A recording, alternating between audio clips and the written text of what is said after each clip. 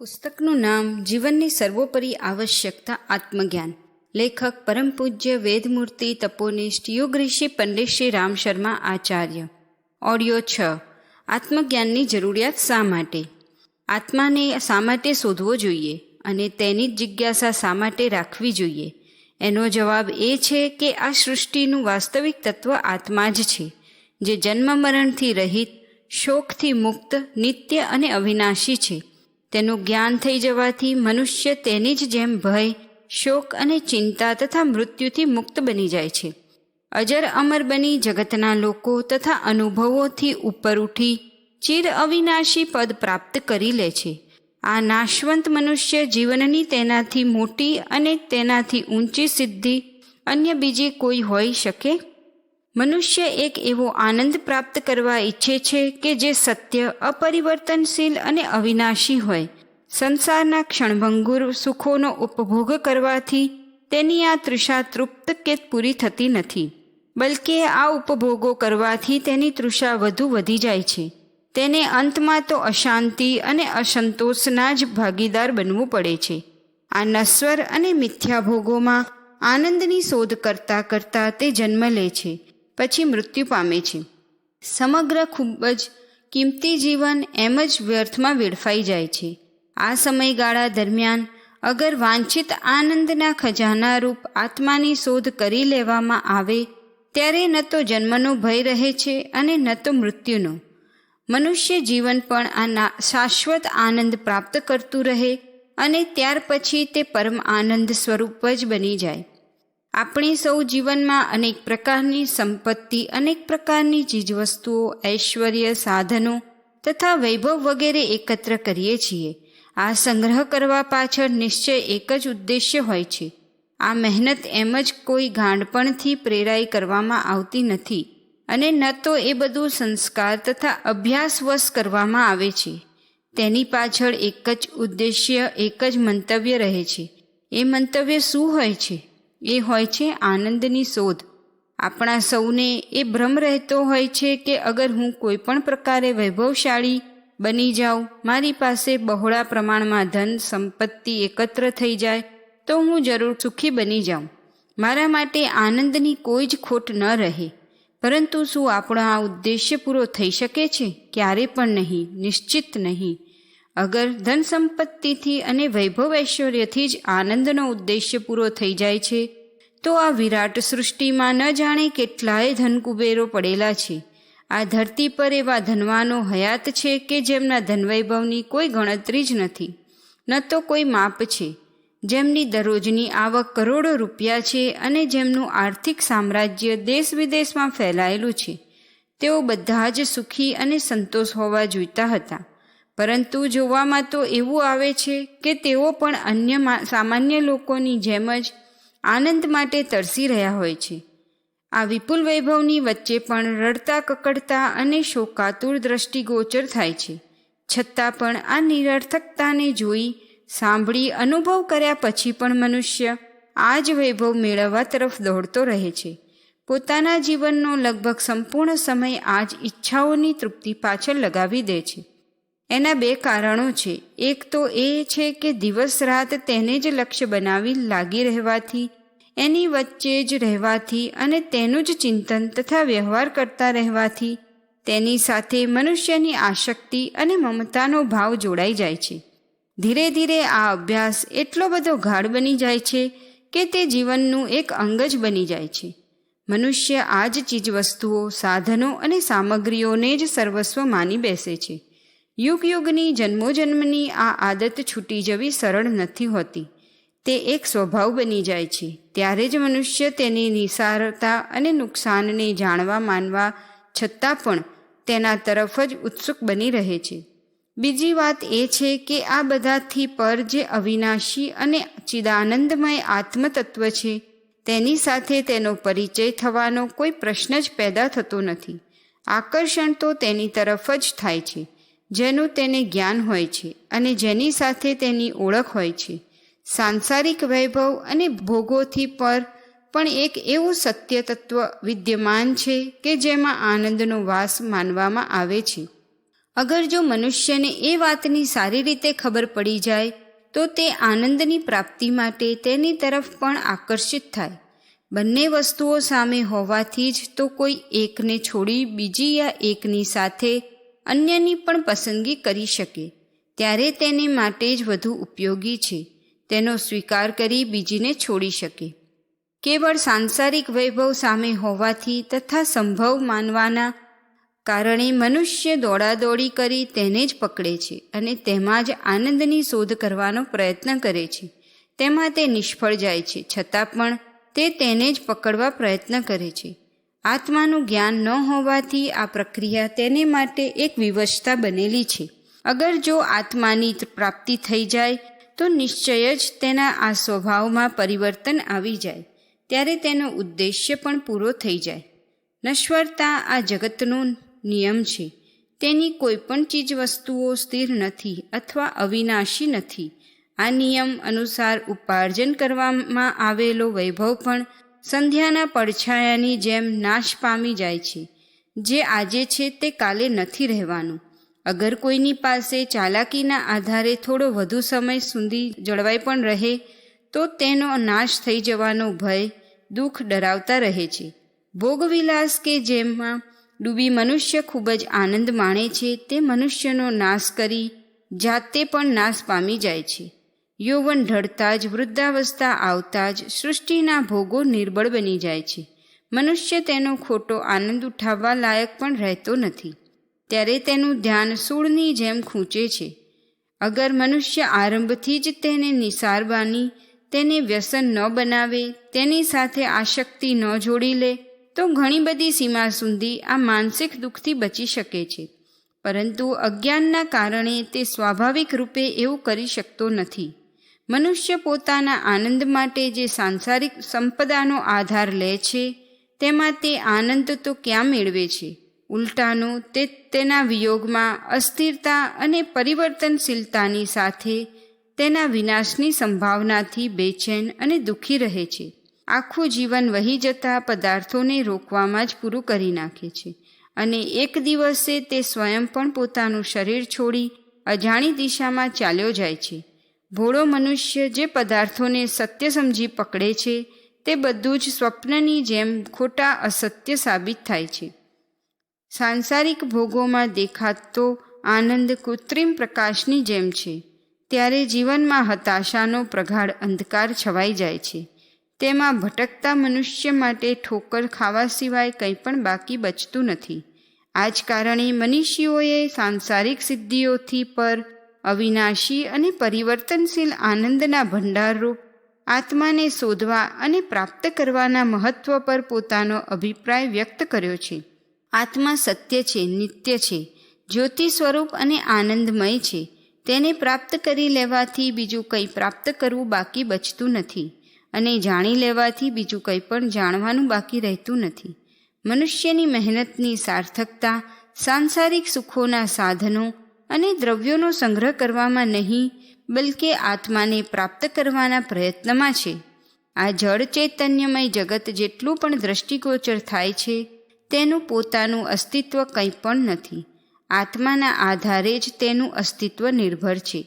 આત્મા જ મનુષ્ય જીવનનું અંતિમ સત્ય છે.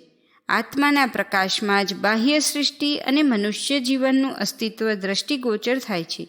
આત્માના સ્ટેજ પર જ સંસાર તથા દ્રશ્ય જીવનનું છાયા નાટક ભજવાતું બનતું બગડતું રહે છે.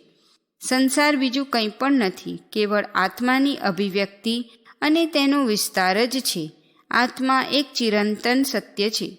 તેનાથી ભિન્ન જે કંઈ પણ છે તે અસત્ય છે, બ્રહ્મપૂર્ણ છે, અગ્રાહ્ય છે. વેદોમાં જે અસતોમાં સદગમય, તમસોમાં જ્યોતિર્ગમય, મૃત્યોર્માં અમૃતમ ગમયનો ઉદ્ઘોષ કરવામાં આવ્યો છે તેનો ઇશારો સાંસારિક જીવનથી ઉપર ઉઠી આત્મા તરફ જ અગ્રેસર બનવાનો છે. કારણ કે આત્મા જ્યોતિ સ્વરૂપે છે, શિવ રૂપે છે અને તે અમૃત રૂપે પણ છે. નિશ્ચય જ મનુષ્ય આવા જ કલ્યાણકારી આત્માને પ્રાપ્ત કરવાનો પ્રયત્ન કરતા રહેવું જોઈએ. આત્મજિજ્ઞાસાથી રહિત જીવન ભારરૂપ જ બની રહે છે.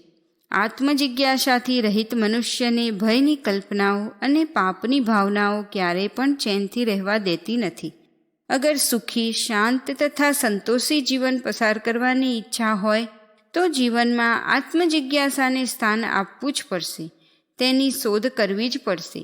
મનુષ્ય જેટલો પણ સમય અહંકારના પોષણમાં લગાવે છે, સાંસારિક સિદ્ધિઓની લાલસામાં પસાર કરે છે, અગર એમાંથી થોડો સમય કાઢી આત્માની શોધમાં લગાવે તો આ કલ્યાણકારી માર્ગ પર ઘણું બધું આગળ વધી શકાય. અહંકારને વશ થઈ સાંસારિક સંતોષ સુધી મર્યાદિત રહેનારાઓ પોતાની ભૂલ ત્યારે જ સમજી શકે છે જ્યારે જીવનમાં પાનખરનો સમય આવી જાય છે અને શરીર પીળા પાંદડાની જેમ ખરી પડવાની સ્થિતિમાં હોય છે. એ ભેદ ખુલવાના સમયે તેને નિશ્ચય જ સંસારની નિસારતા, અસત્યતા અને ક્ષણભંગુરતાનું જ્ઞાન અને આત્માની ચિરંતનતા અને અવિનશ્વરતાની પ્રતીતિ થાય છે. ત્યારે સમય હાથમાંથી સરી ગયો હોય છે. એ અંતિમ સમયમાં કંઈ પણ કરી શકવાની તક રહેતી નથી. એ સમયે હાથ મસળી પસ્તાવા સિવાય બીજું કંઈ પણ બાકી રહેતું નથી. એ સમયે આ પશ્ચાતાપની સાથે આ સંસાર છોડવા મજબૂર થવું પડે છે કે જે સત્યની શોધ માટે દેવતાઓને પણ દુર્લભ એવું મનુષ્ય જીવન મળ્યું હતું તેની ઉપેક્ષા કરી હોય. હું દુનિયાની તુચ્છ વાતોમાં જ લાગી રહ્યો. મેં બધું જ કર્યું જે કરવાનું ન હતું અને એ બધું ન કર્યું જે મારું કર્તવ્ય હતું. એ ક્ષણે એ આત્માની ઉપેક્ષા કરનારી વ્યક્તિની શું દશા થતી હશે? તેના હૃદયમાં કયા ભયાનક પસ્તાવાની અને મજબૂરીની આગ સળગતી હશે? તેને તો તે જ બતાવી શકે છે કે જેણે એ સ્થિતિ ભોગવી છે અથવા જે આગળ ચાલીને એક દિવસે ભોગવશે. કેટલું સારું થાત કે મનુષ્ય જરૂરિયાત જેટલા પોતાના સાંસારિક કર્તવ્ય બજાવતો રહે અને બાકીનો સમય આધ્યાત્મના માર્ગ દ્વારા આત્માની શોધ કરવામાં લાગતો રહે, તો તેના લોક પરલોક બંને એકી સાથે સુધરતા જાય. આ દ્વિમુખી સાધનામાં જરા જેટલી પણ મુશ્કેલી નથી. આત્મવિશ્વાસુ મનુષ્ય સંસારમાં રમવા છતાં તેની અંધારી વિથિકાઓમાં ભટકી શકતો નથી. તેની એ જિજ્ઞાસાઓ સાથે રહી પ્રકાશનું કામ કરતી રહે છે. સાંસારિક કર્તવ્યો પછી તે તેને પ્રકાશના એ જ માર્ગ પર પાછી લઈ આવે છે જેનું અનુસરણ આ વેદ વાક્યને ચરિતાર્થ કરી દે છે. અસતો માં સદગમય, તમસો માં જ્યોતિર્ગમય, મૃત્યોર્માં અમૃતમ ગમય. અને ત્યારે મનુષ્યનું ન કેવળ વર્તમાન જીવન બલકે ભૂત ભવિષ્ય બાકીનું સમગ્ર જીવન ધન્ય બની જાય છે. આત્મજ્ઞાન દ્વારા દુઃખોમાંથી નિવૃત્તિ સંભવ. દૂરદ્રષ્ટા દાર્શનિકોએ આ સંસારને દુઃખાલયની ઉપમા આપી છે. આ ઉપમાનો આધાર એ જ છે કે મનુષ્ય આ દુનિયામાં જન્મ લઈ હંમેશા કોઈને કોઈ પ્રકારે શારીરિક, કુદરતી અથવા માનસિક દુઃખો વડે ઘેરાયેલો રહે છે. મનુષ્યની તમામ મહેનત, પરિશ્રમ અને પ્રયત્ન દુઃખમાંથી બચવાનો એક ઉપાય છે. પરંતુ આખું જીવન પ્રયત્નો કરતા રહેવા છતાં પણ મનુષ્યનો તેનાથી લગભગ છુટકારો થતો નથી અને અંતમાં તે પીડા, મુશ્કેલીઓની માનસિક અથવા શારીરિક સ્થિતિમાં જ આ દુનિયા છોડીને ચાલ્યો જાય છે. અનેક લોકો સાધનોના અભાવને જ દુઃખનું કારણ માને છે. આ દુનિયામાં એકથી એક ચડિયાતા સાધન સંપન્ન મનુષ્યો પડ્યા છે, પરંતુ તેઓ શું સુખી અથવા સંતોષી હોય છે? પોતાના વિપુલ સાધનોના ભંડાર વચ્ચે પણ તેઓ તરસતા, તરફડતા અને નિસાસા નાખતા નજરે પડે છે. જેમને સાધનોના અભાવનું દુઃખ નથી તેઓ રોગ, શોક વગેરેના શારીરિક દુઃખથી પીડાતા જોવા મળે છે. જેમને શારીરિક દુઃખ નથી તેઓ કામ, ક્રોધ, ઈર્ષા, દ્વેષ, તાપ, પાપ, પશ્ચાતાપ, તૃષ્ણા અથવા એષણાઓના માનસિક દુઃખથી ઘેરાયેલા જોવા મળે છે. અને એવા પણ અનેક લોકો હોઈ શકે કે જેમને શારીરિક, માનસિક અથવા વસ્તુના અભાવનું દુઃખ ન પણ હોય છતાં પણ તેઓ અજ્ઞાનના દુઃખથી પીડાતા મળી આવે છે.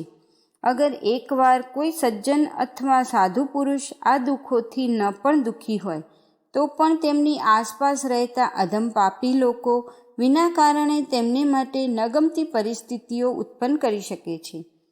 કોઈ અકસ્માત અથવા આદિવ્યાધિ જ તેમના દુઃખનું કારણ બની શકે છે.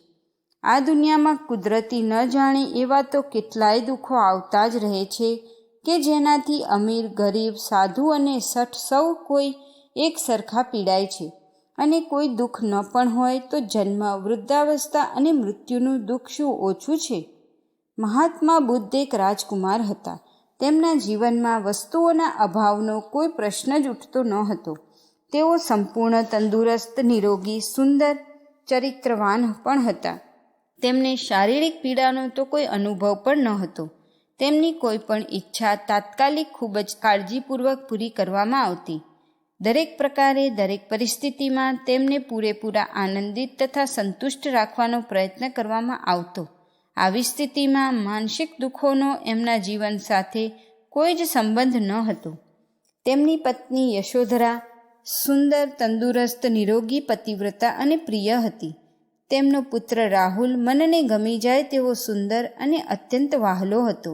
અહીં કહેવાનું તાત્પર્ય એ છે કે રાજકુમાર સિદ્ધાર્થને પોતાને ગમતી અને અનુકૂળ પરિસ્થિતિઓમાં કોઈ પણ પ્રકારનું શારીરિક, માનસિક, બૌદ્ધિક અથવા આકસ્મિક કોઈ દુઃખ જ નહોતું. આટલું બધું હોવા છતાં પણ તેઓ દુઃખની અનુભૂતિથી પીડાઈ પોતાની પ્રિય પરિસ્થિતિઓને છોડી સંસારનું દુઃખ દૂર કરવાનો ઉપાય શોધવા માટે સાધુ બની ગયા. રાજકુમાર સિદ્ધાર્થ કેવળ એક જ ક્ષણમાં પોતાને અનુકૂળ પરિસ્થિતિ તથા પ્રિય વાતાવરણમાંથી બહાર નીકળી આવી ચારે તરફ ફેલાયેલી દુનિયામાં આવ્યા અને એક રોગી, વૃદ્ધ તથા મર્દાને જોઈ અનુભવ કરી લીધો કે આ દુનિયા દુઃખ દર્દથી ભરેલું દુઃખાલય અર્થાત દુઃખનો મહેલ છે. તેમનો આ અનુભવ સત્ય, યથાર્થ અને વાસ્તવિકતા હતી. તેણે તેમને એટલા બધા બેચેન બનાવી દીધા હતા કે આખરે તેઓ આ દુનિયાનું દુઃખ દૂર કરવાનો ઉપાય શોધતા શોધતા રાજકુમાર સિદ્ધાર્થમાંથી વૈરાગી બુદ્ધ બની ગયા. વૈદિક, ઉપનિષદક, દાર્શનિક અને ધાર્મિક, આધ્યાત્મિક, જ્ઞાન, વિજ્ઞાન વગેરે જેટલું પણ જે કંઈ પણ સાહિત્ય છે તે કોઈને કોઈ સ્વરૂપે એ ઉપાયો અને સિદ્ધાંતોનો જ વિસ્તાર કરે છે જેના દ્વારા મનુષ્ય દુઃખમાંથી નિવૃત્ત બની સુખ તરફ અગ્રેસર બની શકે. ઋષિમુનિઓ તથા દાર્શનિકોથી લઈને જે કોઈ પણ તપસ્વી, મહાત્મા અને મનીષી, ચિંતક તથા વિદ્વાનો થયા છે તેમણે સંપૂર્ણ જીવનને મનુષ્યના દુઃખને દૂર કરવા અને સુખ મેળવવાનો ઉપાય શોધવામાં જ લગાવી દીધું. આ પવિત્ર પ્રયત્નો અને મહાન જીવનને જોતા એ જ માનવું પડશે કે આ સંસાર વાસ્તવમાં દુઃખાલય જ છે અને દુઃખથી બચવાનો પ્રયત્ન જ મનુષ્ય જીવનનો ઉપક્રમ છે. એ પણ માની શકાય છે કે આ દુનિયામાં સુખનો પણ એક અંશ છે જેનો પુરાવો લોકોના હસવા બોલવામાં, ગાવા વગાડવામાં, રમવા કૂદવામાં તથા આનંદ મનાવવામાંથી મળે છે. લોકો આનંદ કિલ્લોલ, વિલાસી, ભાગ્યશાળી જીવન પસાર કરતા પણ દ્રષ્ટિગોચર થાય છે. પરંતુ આ બધા જ સુખો ક્ષણભંગુર, અસ્થાયી, પરિવર્તનશીલ અને દુઃખના પરિણામોવાળા હોય છે. ન તો તેમાં કોઈ સ્થાયિત્વ છે અને ન તો કોઈ વાસ્તવિકતા. સુખોનું આ સમગ્ર આયોજન પણ એક પ્રકારે દુઃખથી બચવાનો ઉપક્રમ છે. આ સંસારમાં સુખોની અપેક્ષાએ દુઃખોનું બાહુલ્ય અને સ્થાયિત્વ વધુ છે. આ સંસારમાં દુઃખોનું બાહુલ્ય છે અને મનુષ્યને આ સંસારમાં રહેવાનું જ છે. તો શું દુઃખોમાં જ ખૂપી જઈ તેણે પોતાના ખૂબ જ કિંમતી જીવનનો નાશ કરી નાખવો શું તેનું અટળ પ્રારબ્ધ છે? ના ના, મનુષ્યનું પ્રારબ્ધ દુઃખ ભોગવવાનું નથી. તેનું લક્ષ્ય તો દુઃખો પણ વિજય મેળવી એક ચિરસ્થાયી સુખ મેળવવાનું જ છે. આ જ મનુષ્યનો પુરુષાર્થ છે અને આ જ તેનો શ્રેય પણ છે. આ સંસારને દુઃખથી પૂર્ણ હોવાના કારણે દુઃખાલય માની પીડા, દુઃખની વચ્ચે તરફડી મરી જવું મનુષ્યનો લજ્જાસ્પદ પરાજય છે. માનવતાની શોભા એમાં જ છે કે દુઃખમાંથી છૂટવા અને સુખ મેળવવા માટે સતત પરિશ્રમ કરવામાં આવે. મનુષ્ય આ દુનિયાને પરીક્ષાનું સ્થળ સમજી અને આ દુઃખના મહાસાગરને પાર કરી સુખ શાંતિના સુંદર કિનારા પર પહોંચી પોતાની જાતને શ્રેયની અધિકારી બનાવે. જ્યાં રોગ છે ત્યાં ઉપચાર પણ છે, જ્યાં કોયડો છે ત્યાં ઉપાય પણ છે, જ્યાં લગન છે ત્યાં રસ્તો પણ છે, જ્યાં દુઃખ છે ત્યાં તેમાંથી છૂટવાનો માર્ગ પણ છે. જરૂરિયાત માત્ર આટલી જ છે કે હૃદયમાં સાચી જિજ્ઞાસા હોવી જોઈએ. તે પોતાના લક્ષ્ય પ્રત્યે નિષ્ઠાવાન તથા સતત મહેનત તથા પ્રયત્ન કરવાનું સાહસ ધરાવતો હોય. ભારતના મનીષીઓએ પરોપકારથી પોતાના સમગ્ર જીવન દરમિયાન તપ કરી દુઃખ દૂર કરવા જે અમોઘ ઉપાય શોધી કાઢ્યા હતા તે ખૂબ જ સરળ અને સહેલા છે. તેનું અવલંબન લઈને ન જાણે કેટલાય લોકો આ દુઃખનો મહાસાગર તરી ગયા છે અને તરી રહ્યા છે, તરતા રહેશે. તેમના દ્વારા શોધવામાં આવેલા દુઃખ નિવારણના ઉપાયો સાર્વભૌમ અને સર્વમાન્ય છે. આ આધ્યાત્મિક ઉપાયોનું અવલંબન લીધા વગર ન તો કોઈ આજ સુધી દુઃખમાંથી મુક્તિ મેળવી શક્યો છે, ન તો તે મેળવી શકશે. તેનાથી તદ્દન વિપરીત જે બુદ્ધિશાળી આ ઉપાયોને કામમાં લાવે છે તે જરૂર જ દુઃખ પર વિજય મેળવી સુખ પ્રાપ્ત કરે છે. મોટાભાગના ચિંતકોનો એવો મત છે કે મનુષ્યની વિષય વાસના તૃષ્ણા જ સમગ્ર દુઃખોનું મૂળ છે. અગર મનુષ્ય તૃષ્ણાની માયાજાળમાં ફસાતી પોતાની જાતને બચાવી શકે તો નિશ્ચિત જ દુઃખોમાંથી તેને મુક્તિ મળી જ જશે. સંસારમાં જે કંઈ પણ જોયું તેને જ મેળવવા માટે લાલચુ બની જવું અને તેને મેળવીને પણ સંતુષ્ટ ન થતાં વધુમાં વધુ મેળવવાની ઈચ્છા કરવી જ તૃષ્ણા છે, જે ક્યારેય પણ પૂરી થતી નથી. જે મળ્યું છે તેમાં જ સંતુષ્ટ રહી અગર વધુમાં વધુ પ્રાપ્ત કરવાની પીપાશાને છોડી દેવામાં આવે તો મનુષ્ય અવશ્ય જ અનેક શારીરિક સામાજિક દુઃખોમાંથી બચી શકે છે. વિષયના વાસનાના વધુમાં વધુ ભોગની તથા વસ્તુઓ દ્વારા વધુ સુખ મળવાની કલ્પના દુઃખ મળવાનું ખાસ કારણ છે. આ એક અનુભવેલું સત્ય છે કે વિષય ભોગની પ્રાપ્તિ અન્ય દુઃખ રૂપે સામે આવીને ઊભી રહે છે. મનુષ્ય ભોગોને કેટલા પણ કેમ ન ભોગવે છતાં પણ તેને તૃપ્તિ મળી શકતી નથી અથવા તે તૃપ્ત થઈ શકતો નથી. તેનું શરીર શિથિલ બનીને જ નાશ પામે છે, પરંતુ ભોગોની વાસના જેમની તેમ જળવાઈ રહે છે. વિષયોનો ભોગ ભોગવવામાં તલ્લીન મનુષ્ય એવું સમજે છે કે તે વિષયોનો ભોગ કરી રહ્યો છે, પરંતુ વાસ્તવમાં હોય છે તેનાથી તદ્દન વિપરીત. વિષય વાસના ભોગ કરનારનો જાતે જ ઉપભોગ કરી નાશ કરી નાખે છે. વિષય ભોગની અતૃપ્ત તૃષ્ણાના અસ્તિત્વથી મનુષ્ય દુઃખોમાંથી મુક્ત થઈ શકે એ સંભવ નથી. જે મનુષ્ય ભોગોને તેની મર્યાદાની સીમા સુધી ભોગવી તેમાં લિપ્ત થતો નથી અને તેને દુઃખદાયક વિષય માની તેનાથી વિરક્ત રહે છે, તેને સુખી થવાથી કોઈ પણ અવરોધ રોકી શકતો નથી. દુનિયાની દરેક વસ્તુ નાશવંત છે એટલે સુધી કે શરીર પણ, એવું જાણીને બુદ્ધિશાળી મનુષ્ય તેના પ્રત્યે આસક્તિ રાખતો નથી. તે દુઃખના વિશેષ હેતુ માટે તૈયાર મોહરૂપી કટારથી બચી જાય છે. નહીં તો આસક્ત મનુષ્ય તેમાં ક્ષણે ક્ષણે તેના ક્ષીણ ક્ષય અથવા નાશ વિયોગથી દુઃખી થાય છે.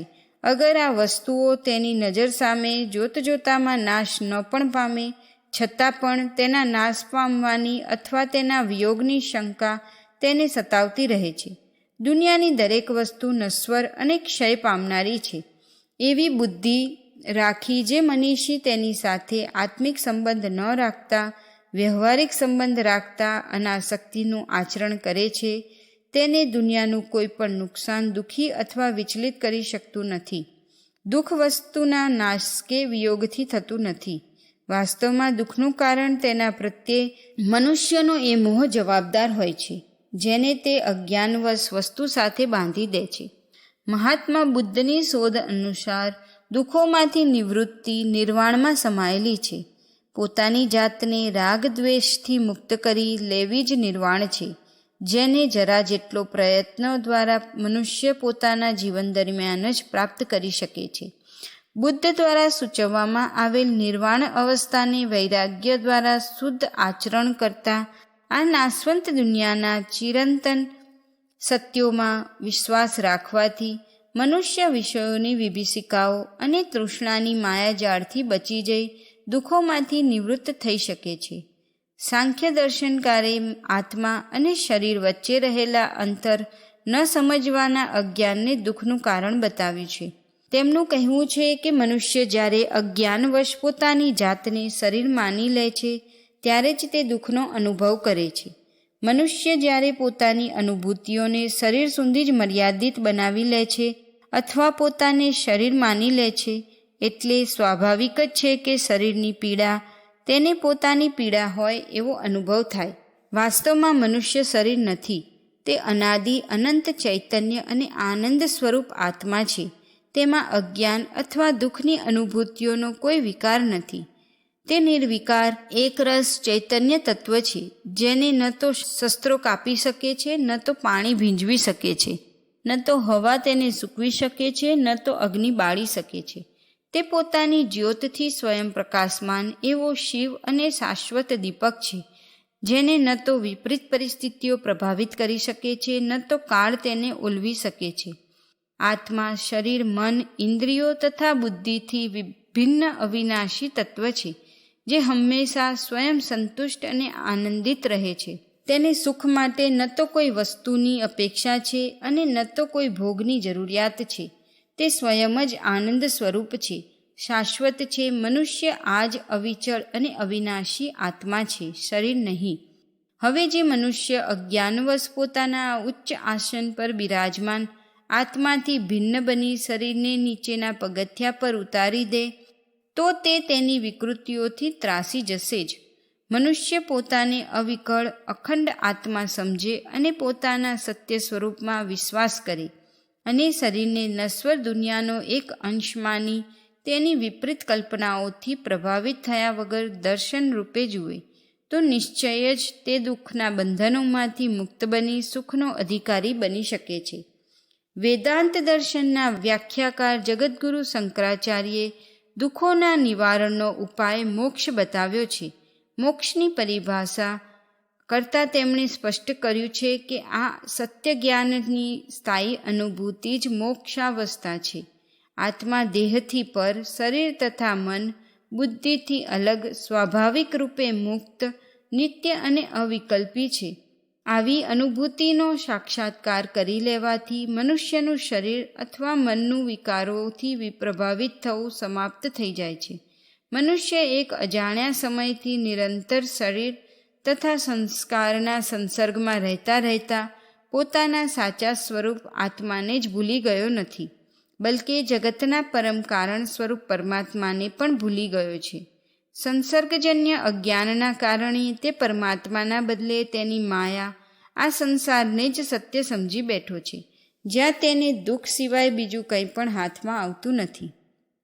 અગર મનુષ્ય આ રીતે પોતાના સત્ય સ્વરૂપ આત્મા પર શ્રદ્ધા રાખી સંસારમાં ચારે તરફ કારણભૂત પરમાત્માને જુએ અને તેના દ્વારા આપવામાં આવેલા પદાર્થો, વિષયો તથા ભોગોને મર્યાદાપૂર્વક ભોગવવા છતાં પણ તેનાથી પ્રભાવિત ન થવાના અભ્યાસ સાથે જીવન જીવે તો નિશ્ચય જ તેના તમામ બંધનો કપાઈ જાય અને તે પોતાના જીવન દરમિયાન જ મુક્તિ, મોક્ષ અને નિર્વાણની ચિદાનંદ સ્થિતિ પ્રાપ્ત કરી શકે છે.